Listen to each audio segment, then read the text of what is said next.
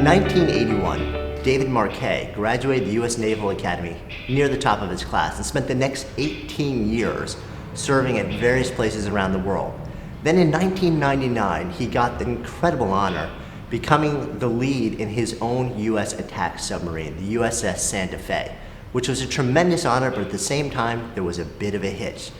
We'll find out exactly what happened here and how David did something incredible with his crew. So welcome, David.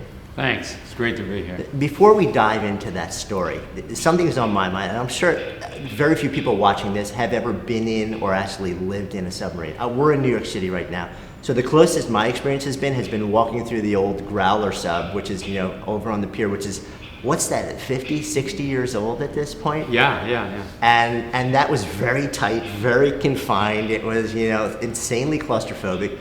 That's not what it's like. I mean, what's it like living in a modern day sub? It's funny, I spent a year in Manhattan, and when we got here, we got this little tiny apartment, and I was happy as a clam, and walking down the sidewalk briskly and avoiding people, and my wife didn't like it as much. And one day it dawned on me, it's like living on a submarine.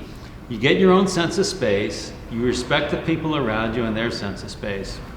What happens is, you're just so intellectually driven all the time. People ask me, well, you miss the sun. Of course. How long are you down? 2-3 weeks to maybe 80-90 days. That's tough, but because you're on this focused mission that really matters, and you're dealing with a bunch of like-minded, intellectually working people, it doesn't seem that bad. It's not a bad thing. It's really, really interesting. How many people are on the submarine that you commanded? 135. 135. Yeah. And how big was this thing? It's about a little longer than a football field. This is it's like a little mini town. It's like a mini town. It's a mini town. I don't have a doctor, but we had a corpsman. He was trained to do minor surgery, teeth extraction, things like that. Wait, teeth extraction? If necessary. Was that ever necessary? No, we didn't have to do that. That's good news. It's 1999. You've been in the Navy now for going on 2 decades, and you get this incredible honor. Tell me about how you find out and what you find out. I was panicked. Here's what happens. Okay, all my life, all I wanted to be was the captain of a submarine. I didn't care about being an admiral or anything like that. I just wanted to be the captain of a submarine. And I was going to be the captain of the USS Olympia. And so for a whole year, I've been going to a school, I've been studying exactly everything about the Olympia, what kind of reactor she had, how the valves lined up, who the officers were, I read all their bios, what their backgrounds were. I read all the inspection. I knew which valves on the Olympia were hard to operate, even before I knew everything about the ship. And at the last minute, the captain of the Santa Fe resigned, which is unusual, and they said, hey, Marquet, you're gonna go do Santa Fe. And the announcements were out for Olympia. My parents were flying to Hawaii for the change of command, and everything changed. And I panicked because the Santa Fe was a much newer ship than the Olympia. And all that stuff that I knew about the Olympia, I didn't know on the Santa Fe. And all my training was geared toward be the technically smartest guy, understand how every little thing works. Right, so you go in prepared, more prepared than anybody else on the ship. Exactly, and typically when I'd walk around the ship, I'd say, well, hey, show me how your piece of gear works. But I really wasn't curious. I was, because I'm gonna spank them with some sort of a tidbit that I know that they don't know. And this petty officer would say, well, I said, what about this button? Well, I don't know, I don't really use that. I said, well, let me tell you. That's the way I was. Right. And I was like, what am I gonna do? So that's what I was dealing with. And then, as I said, the previous captain had quit. The ship was doing very poorly. It had the worst retention in the Navy. Out of 135 guys, only 3 guys re-enlisted the previous year. How long is it called the tour, or how long is 3 it? year So you typical served tour. 3 years. Yeah, I was going to go be CO for 3 Right. years, and so I go on the ship. So the mixed blessing here is you've got your own ship, Right. but it's a completely different boat than you thought you were getting, and you're inheriting the worst rated fleet, the worst rated crew, Right. in the Navy. Right. And all my training for how to deal with problems is basically irrelevant. It's totally irrelevant. Right. And I go on the ship, and I'm walking around, and I pay no attention to the equipment. My instinct was, I study twice as hard and learn the gear. And I said, that's just not going to work. I have 2 weeks. There's no way. Right. So I paid attention to the people. I just walked around the ship, and now I actually was curious. So I said, "How does this? Tell me what you do here." Well, how does this thing work? And they thought it was a trick because they're used to the trick question. Right. And they would go, "Oh, that's kind of cool." And they'd be like, "You don't know?" I was like, "No." And well, you're supposed to be the captain. Well, yeah, but. So I'm walking around the ship. But let me stop. I want to follow through, but let me stop you there. Yeah. And if you jump out to any organization, Yeah. and you tell somebody, a new CEO, which effectively you're the CEO of the ship, Right. is coming in, and they start walking around, Right. and saying, "How does that work? What's that? What is that?" Yeah. Most people in leadership will tell you, "Don't do that. Exactly. Like, just don't do that. Right. It's going to freak everyone out. Right. You don't know what you're talking about, and Right. you'll lose faith. You'll lose Right. nobody's going to. Right. But you're going and doing exactly that. Yeah, and there are a number of things where we just did the opposite, and it ended up being so much better. I give you some examples, like you have the image of the confident leader giving orders that are resolute. I tried not to give orders, and if I gave an order, I wanted to be sort of as open to challenge as possible. So I wanted my guys to say, "Hey, I don't think that's such a good idea." I wanted them to be able to say that. Now, is that the normal course of dealing on a Navy submarine? No. A Navy submarine is one of the most sort of hierarchical environments that you can imagine in the world because it goes off by itself. The guys from the outside can't talk to it. It's a small space where we all are interacting with each other. And we have this sort of 18th, 19th century naval legacy of captain as master and commander that lives in our minds. So, but that's a perilous path. That's a perilous path because if the captain is brilliant and never makes a mistake, you'll do very well. But if he makes a mistake, and that's happened, and the crew doesn't stand up and they're not thinking on their own, then they're all just going to go. All the dominoes tumble. Exactly. And we've seen it in naval problems. You kind of saw it in this Costa Concordia cruise ship problem. Right. So I'm panicked. Nothing that I've been trained for has prepared me for what I'm going to do. So I'm walking around the Santa Fe, and I'm observing kind of how they interact. And the ship's not doing well, so everyone's kind of in this hunker down mode because they want to avoid mistakes. Right. The less I do, the fewer chances there are that I'll make a mistake. There's no striving for excellence. We forgot the fact that we're in this noble business of defending the country for democracy and the Constitution. That's all lost under layers of barnacle. I walk around the ship, I'm in the engine room, and I'm talking to a first-class petty officer who's a pretty senior enlisted man, a leader, mid-grade leader. And I say, "So tell me what you do." And he said, "I do whatever they tell me to do." And that was it was like a little hammer ding to the head. Right, light bulb moment. It was so clear. And he kind of smirked. And I was like, you son of a gun, because he knew how messed up that was. But it was a perfect description of what was happening on the ship. I mean, was it like a sense that they'd just given up? Yeah. They had been beaten down so much, and as I walked, very first time, I come down the ladder, I land on the deck, I look around, I start walking through the corridors, and they're narrow. It's like in an airplane, right? And I'm bumping into people. And I'm saying, "Hey, how are you?" And they know who I am. Sure. I'm the new captain. And they're like looking at their shoes. They were worse than they thought they were, which was easier to deal with than better than you think you are, in my mind. So I had this idea, hey, so we're going to turn that totally on its head. Then I had another bad experience. We go to sea, and we're going to have, my very first underway, I've been in command like a week and a half, and we're going to have an inspection. I'm like, oh my God, we're just going to be terrible. So somebody from the outside is coming in. Yeah, my boss, actually my immediate boss. Right. And his team is going to come down there, ride the ship. This is not like, hey, I'm just going to look in, look at your books, and go. They ride the ship for 4 days. We shoot torpedoes. You can't hide. There's no place to hide. And we're getting ready for this inspection. And normally, this is a tactical thing.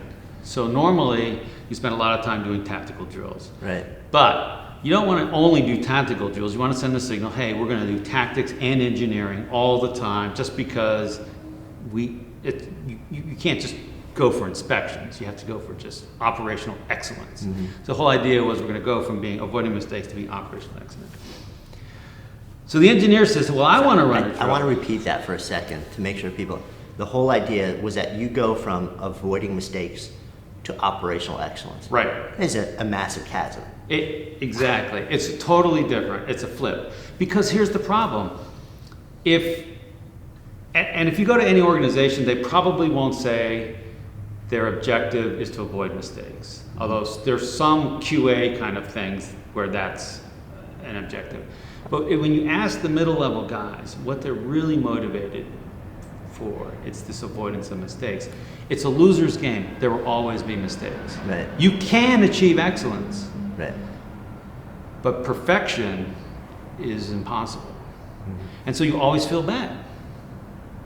So, and our friend Simon has addressed this well, I think, with his book, Start With Why. Yeah, absolutely. So we're flipping everything on its head. And I was reminded of that because the engineer says, hey, I want to run a drill. We're going to shut down the reactor, and we're going to troubleshoot a simulated fault. Okay. So we're running the drill, and I'm up in the control room, and the most senior department head is the officer of the deck. And I'm standing in the back of the control room, and he's standing in front of me, and we've shut down the reactor, and the submarine is now at very slow speed on this little electric motor that we have. So this is the nuclear reactor that fuels the ship. That when it's running, powers the ship forever at high speed. But when you shut it down, you have just the batteries and a diesel backup. So you're at this low speed. And every other submarine I'd been on, there were two speeds at this low speed, 1/3 and 2/3. And so I say to the navigator, and 2/3 drains the battery faster, so it puts more pressure on the troubleshooting team. So I said, well, we can't, I'm thinking, we can't let the crew think their new captain is like a wuss. So we're going to really push the envelope here, right? Right? And so I go, hey, Nav, let's go 2/3. Give the nuke something to think about. He orders it, helm ahead 2/3. And the helmsman, who's kind of sitting another 10 feet in front of him, does nothing. Nothing happens. Like, well, it just was an order. Nothing's happening. Of course, being astute, I noticed that nothing happened. No ringing of the bell, no acknowledgement from maneuvering. Right. Head 2/3, aye. And this kid, who's like the junior guy in the whole submarine, like 18, he's like 18 years old. He's like squirming in his seat. I say, hey Smith, what's going on? And he says, Captain, of course I met this guy about 10 days ago. Captain, there is no 2/3 on the EPM. I'm like, okay, that's one, goes back to I didn't know the ship, right? So I grab the navigator. So I say, hey, great, good backup. I grab the navigator. I was like, Nav, did you know there was no 2/3? And he says, yes, sir, I did. But he just repeated. I said, well, I didn't like, now my arms are going like this. I'm like, why did you do it? Why did you order it? And he said, well, sir, you told me to. And that was like another one of these hammer rings to the head. And I said, oh my God, we're at risk because this crew is trained to do what they're told. And I mean, I knew the physics of submarining like nobody's business. And I knew that's the sort of the brain, the sort of the deep thinking of submarining. But the specifics I didn't know. Right. And I said, at that moment, I said, I swear I'm never going to give another order. And I got the officers together and we said, I'm not giving any more orders. You guys are going to say, Captain, I intend to blank. And if you guys don't say that, it's not going to happen. We're just going to drive in a straight line until you guys do something because we're at risk here. So you're saying I'm going to change the culture in this ship from subservient order taking to intention based. I have everybody on the boat has the opportunity to actually have an intention. Right. Massive shift. It was a massive shift. What was the initial response? I mean,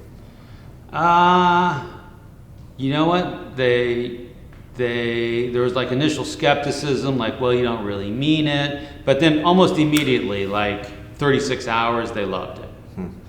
And they were going crazy with, I intend to do all this stuff. And so now you've got a crew of 135 people walking around saying, I intend. Right. So one of the things that happens is, you said, well, that's just a trick of language. You know, Captain, I intend to submerge a ship very well, and then submerge a ship. As opposed to, officer deck, submerge a ship I, dive, submerge a ship. But its psychological ownership goes to you, not me. So here's what happens. So you say, Captain, I intend to submerge a ship.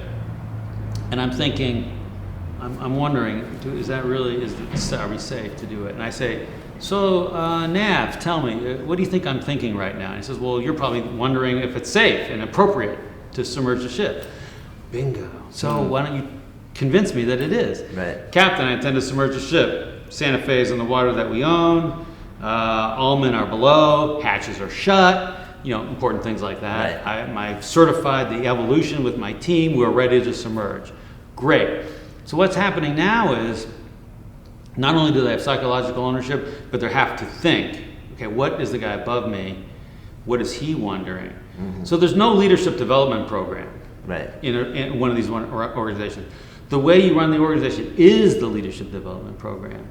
And so what's happened now, and I attribute this to the fact that both XOs, we've had 100% promotion amongst the next 6 officers on the ship to 2 levels.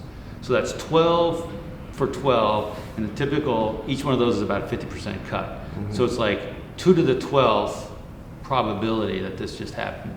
So that's one of the ironic things, because if you go into an organization, you say, hey, I want to do a turnaround. You can turn around the organization and you can do the standard, hey, I'm in charge, do this. And the organization will be better. And then when you leave, it may stay better and it may not.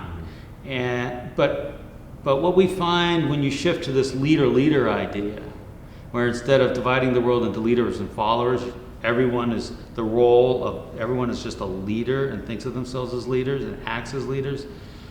What happens is the goodness is not embedded in you as a person.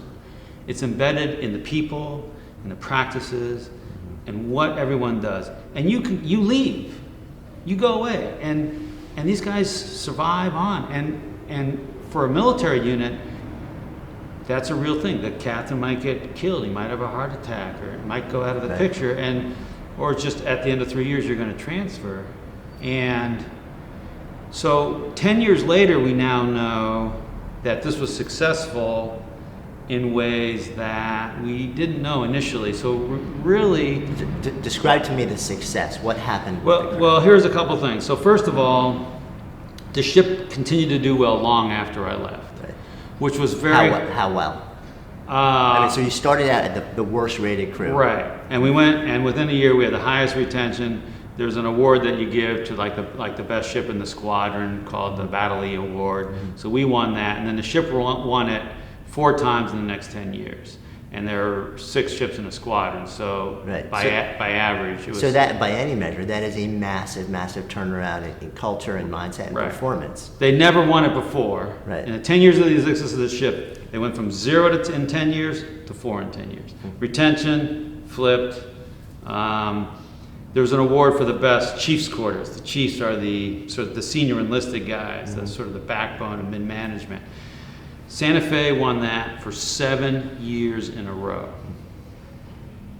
7 years in a row. And at a personal level, we had these chiefs who, first of all, we promoted highly disproportionate number of people. And from either chiefs and officers, and a lot of these guys are now out of the Navy, they're running their own businesses, starting franchises, whatever you have. So of course, I mean, it's just very heartening for me to see that. So let's circle back to what you just said, though. You used this phrase leader, which is, as I know, but let's share with everybody, it's a description for essentially, describes the different approach that you took. It describes a different way Yeah. of leading organizations, where instead of leader-follower, it's Right. leader. What's this all about? Right. And why is it much bigger than what happened with you in the Navy? Right. I think fundamentally that we have too many problems as a country and as a race to let some group of so-called experts decide what the right answer is and kind of tell everyone what to do. And we're just not tapping the intellectual capacity and the cognitive energy and strength of all these people. So many people are in jobs, they're frustrated.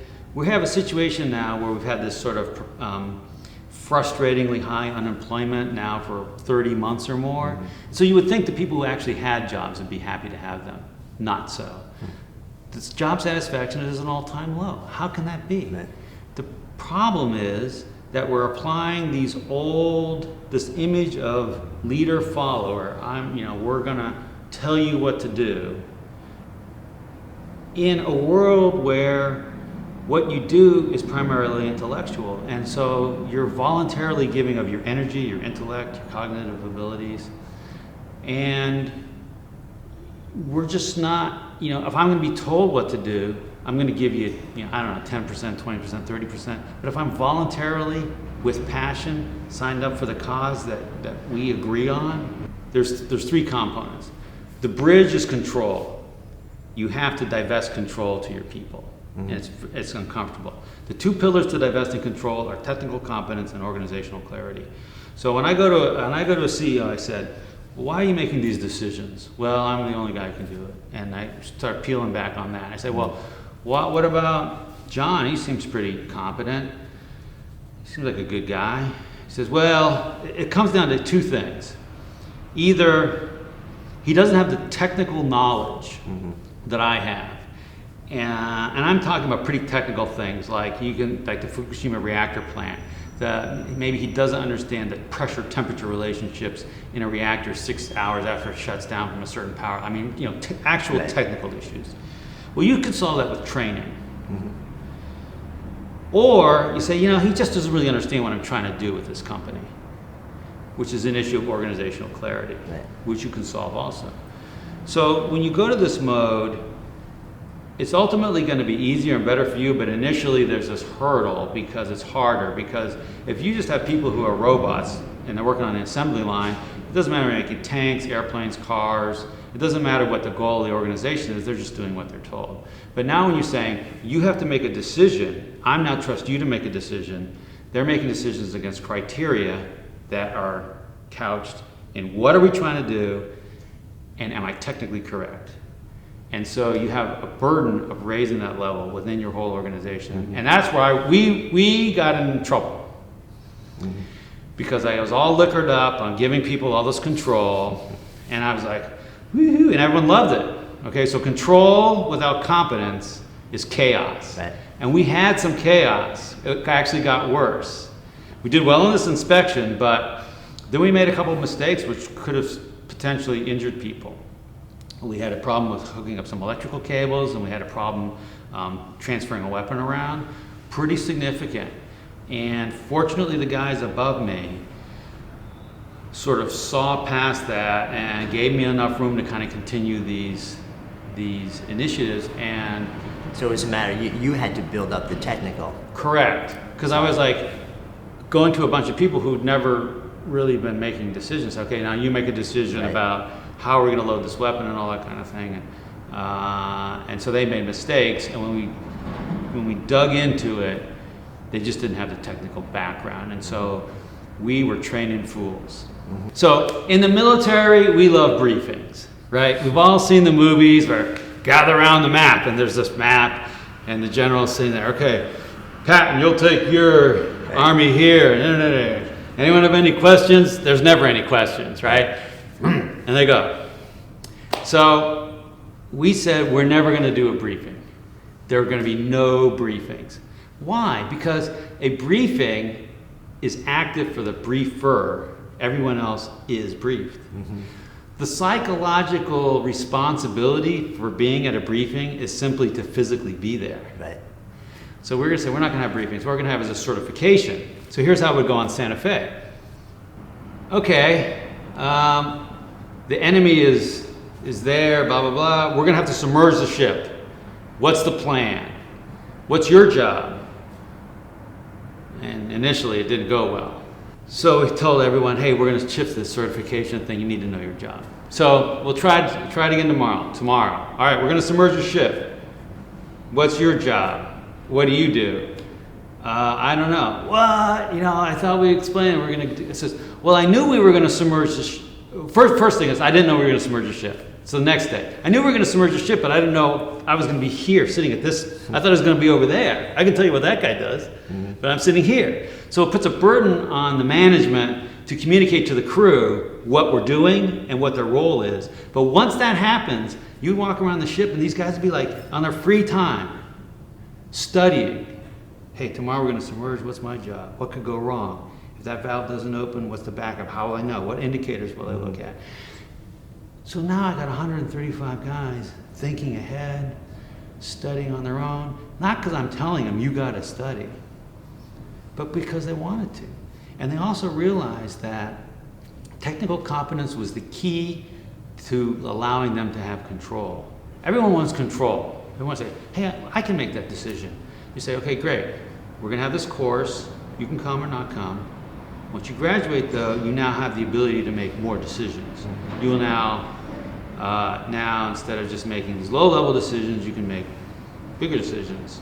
Feel better, more involved, more commitment. We didn't have to tell people to come to training. They wanted to come to training. Right. We didn't know. We had no idea what we were doing. Like I said, I started. I was panicked. I started trying some things, and by the end, and this is, when I write it down at all, when I go to consult for you, it sounds like, oh, these guys had the thing wired, and it was all very smooth. No. But I can tell you now, in retrospect, the pieces. Most fundamentally, the mistake is people say, oh, that sounds like empowerment. And to a degree it is empowerment, but the problem with empowerment and empowerment programs are, if they're living within the construct of leader-follower, it's like, leader-follower, asterisk, with empowerment. And the other thing is, okay, Jonathan, you're a good guy, I hereby empower you. But it's being bestowed. It's being bestowed upon you. Right. And you're thinking, you why? still have to follow everything I have to say. Yeah, right. So even the fact that I'm empowering you is I'm telling you to be empowered. Right. And oh, by the way, you don't have the ability to empower yourself. Right. How empowering is that? Yeah, it's like you have to wait for somebody to say you're good enough. Exactly. Yeah. Okay, so all empowerment programs fail because they contain this inherent contradiction. Because they're within still a framework of top-down disempowerment. Exactly. Yeah. And that's like the tidal wave and then the ripple going the other Right. direction. So on a leader, in a leader organization, it feels totally different. One of the things I like to say is bad leadership makes a good movie, good leadership makes a bad movie. If you took your camera crew down to the Santa Fe, you said, hey, we're going to follow the action We're going to see what happens here. No action. There'd be like, I don't understand. Where do I follow? You'd stand next to the captain, and you'd be like, nothing's going on, and because it's so distributed. So, in retrospect, and there are a number of mechanisms. I have a book coming out, Turn the Ship Around, where I kind of detail pretty specifically these mechanisms. Right. But it's more than just this prescription. The idea is that the roles that people play, instead of dividing the world into leaders and followers, we're all going to be leaders. And it starts with, if you want to move down this path with your organization, what I tell people is start with control. Give away control till you're uncomfortable. And then think about why you're uncomfortable and tackle those things. And those things typically are either issues of competence. Hey, I just don't trust you're going to make the right decision because you just don't know merchant banking the way I do, or whatever. And clarity.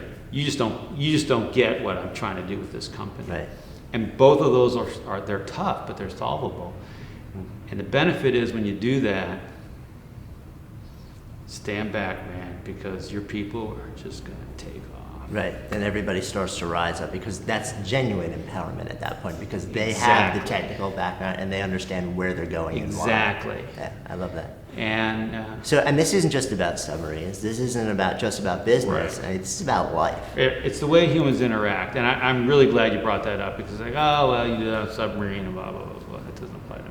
And so at all levels, from the national and all the frustration there is there, down to what happens in the schools, what happens in healthcare, what happens in the operating room. Right. So, I mean, it's very similar dynamic. Very similar I mean, dynamic. all those classic examples of Yeah. mistakes in the operating Yeah. room because nobody, Right. everyone's terrified of the lead surgeon. Right.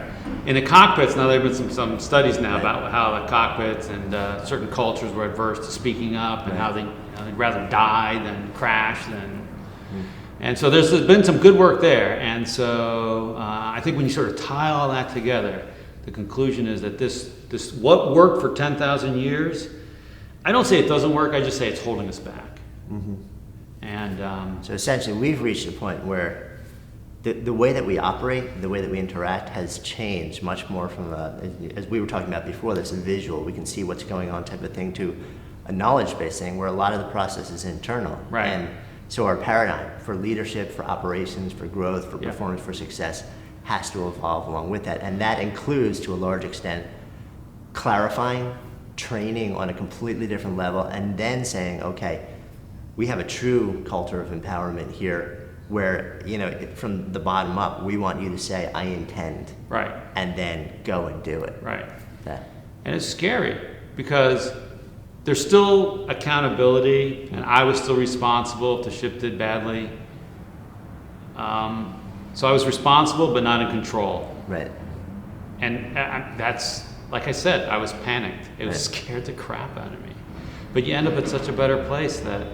Yeah, and eventually you gain, I'm guessing, so much more confidence in your crew. Totally.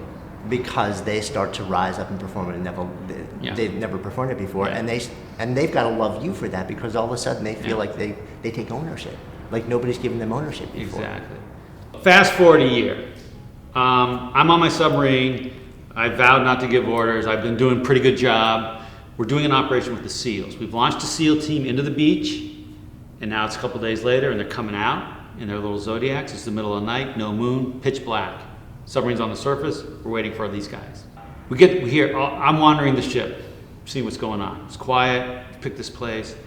Yellow sounding means the water's getting too shallow. We're getting too close to the beach. I go running into the control room. It's pitch black in the control room. I look at the digital display like you have in your car, and there's this like little arrow, and it's pointing toward the beach. There's the submarine, a little symbol for the submarine. There's this little arrow, very gradually moving toward the beach, which makes sense because the water was getting shallower, and now it hit this tripwire. Right. The officer deck says, kind of at an angle. Officer deck says, ahead 1/3. Look at that, say, ahead 1/3. We got to back out. And even though I vowed not to give orders, I kind of blurt out, and it's pitch black, and no one can see who you are, but they know that you're your voice. I thought, that's wrong. We need to back. And there's the silence, and then this little voice from the corner, Captain, you're wrong.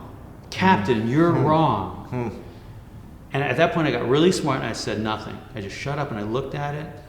And what happened was that little arrow got smaller and then it extended out the front because we were going backwards. But in my rush to get up there, I had this thing. Oh, we're pointing in that direction. And then I remembered that the watch team said we're going to intentionally have the ship sitting with the stern toward the beach. So if we have this problem, just bump it ahead 1/3 because the ship behaves much better that way.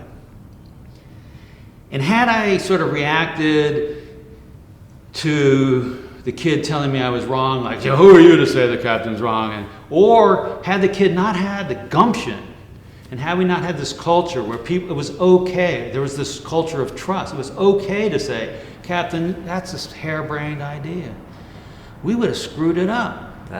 So you could have grounded the We ship. could have grounded the ship in a place where we didn't want to be grounded. The SEALs would have been on their own. Right. I mean, just bad things.